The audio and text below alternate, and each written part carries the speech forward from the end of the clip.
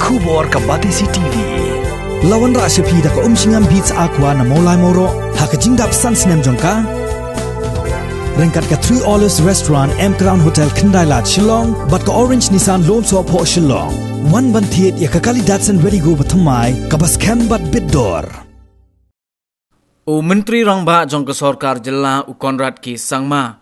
Ula ong baka Jingkynnoh Jong u Nongïalam Jong ke Liang Pyrshah u Dr. Mukul Sangma kadai ke Jingkren Kutlad bat kadai ru ke Jingkren klem kam klem jam namar bamdan AA banle.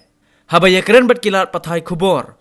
Ha ka arpu pratrik u naiweng arajar arpo u Menteri Rangba ula yatho bana ka Liang Jong ke Sorkar MDA hadin bakala yo bat ya ulakam sensar kam shimla muslia AA ru ha ka baya dai bat ke Jingto kit halor ka Jingkynnoh baka company SS Netcom kala penyaj ya ka call center thok napo kanong ba shalong.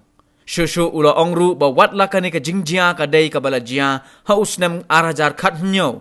Henry ka sorkar kala ailat ba ya ka jingto kit bakan ya chakman klem kino ki jingtuklar AA ru nagalyang jong ka sorkar. When it comes to the actual process, SS Netcom was a company that was into call center business. They set up the first call centers in the Northeast and serviced clients like Aircel, Airtel and Idea.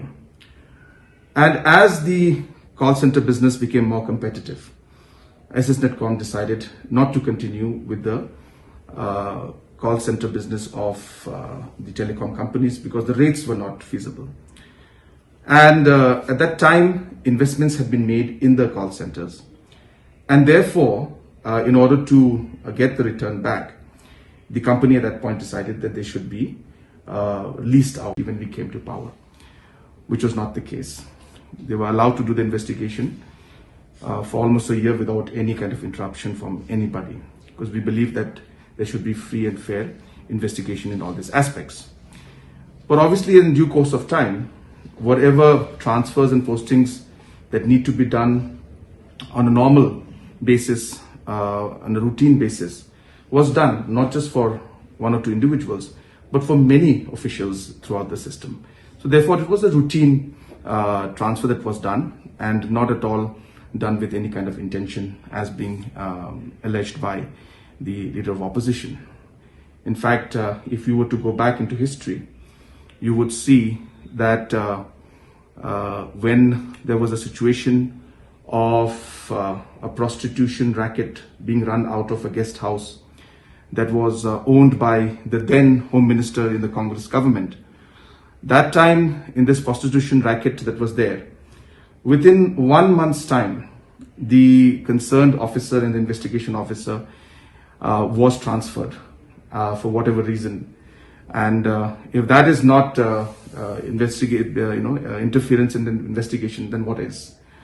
So therefore, they did that during that time, which I feel was very wrong, and they should have allowed the investigation to continue. Like in this case, investigation went on for 2 years. And therefore, in order to get the return back, the company at that point decided that they should be leased out or rented out. And with that in mind, since it was a plug and play model, many companies came. In fact, more than 8-9 companies came and they rented the place, they left. And even as we speak now, those premises are being rented out to different agencies who are running their center out there. So the process running had nothing to do with SS Netcom. It was simply the premises and the place which had been invested in was leased out or rented out. Now, when the leasing out or renting out takes place, we all know that there is a due process that takes place. There has to be an NOC from the SP. There has to be an NOC from the district councils. There has to be an NOC from the Rangba Shnongs. And during that phase, the NOCs were taken from all these agencies, including the SP at that point in time. So if the LO is alleging that due diligence should have been done, well, it was done by none other than the SP during that time. So therefore, the process was followed. And after that procedure was done, the place was rented out and the concerned individuals were running the operations from there. Therefore, these kind of allegations right now that have been given by the LO, it really is, as I said, is unfortunate. Now, when the leasing out or renting out takes place, we all know that there is a due process that takes place. There has to be an NOC from the SP. There has to be an NOC from the district councils. There has to be an NOC from the Rangbashnongs.